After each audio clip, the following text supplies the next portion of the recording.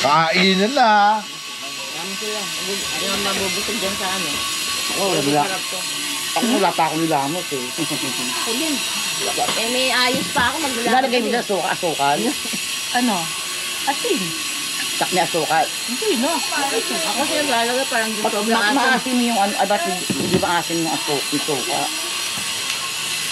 Minsan naglalagay ako. Asim lang yan. Parang naman sila kain na. Ang suka. Angela! Ba yan? Ay, sabihin ko lagyan ng ano. Teka lang, anak ko lagyan ko. Sorry. Sana ayoko nun. Walang ano. Ang sarap. Hindi ka masarap pag kumakain. Ayoko na sana eh. Yung ganyan na marami. Oo, masarap yung ganyan agawan. Ayoko na sana ah. Ang sarap eh. Nakakatabayan. Ah. Masarap na Ayaw, ang kain. favorite ko yung hotdog. Ha? Ito pa yung isda. Meron! Ito na ako na may tuyo. Ito muna ang tuyo. Ako ang galing ng damit ko. Baliktad. Hindi ako maliligaw. Kagabi. Tama-tama, kagabi. Hindi ka talaga maliligaw. Pero pa pala ako. Paper plate dali.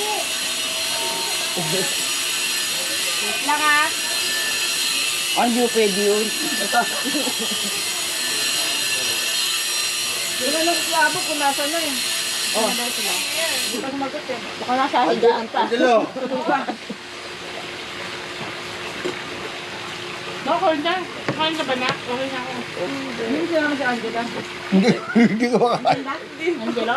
Angela. Tulog pa po kasi kami ni tatay. Angela lang. sa ako. Ano sa kaso? Inaano ginagambahan? Hindi kaya ulam. Sarili ng bilang sarili ng mundo.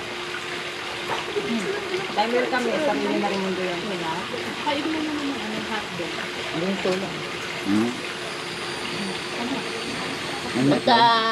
Pagka ano sila, yung malalaki na, maminis mo na yung banding nila. Pero pagka ano, nakakaingit sila pag maliliit, di ba? Ako nga, bilo mo. No? Bagong taon. Yung pasto. Unang pinabahay ko. Yung bagong taon. Kompleto Tatlo kayo na lang ah. kami. Kompleto kayo ah. Yung bagong taon, tatlo na lang kami. Bakit? Kanya-kanya na sila ang pamilya. Yung bahay. Yung si Angelo nga, nandyan eh. Gano'n naman. Gano'n naman talaga pag Pasko pagka. Pero bago taon, gusto nila sa bahay back to nila. couple na naman kami. Pag bagong taon gusto nila siyempre sa bahay nila. Si Angelo nga parang palit eh. Hindi na nawawala eh.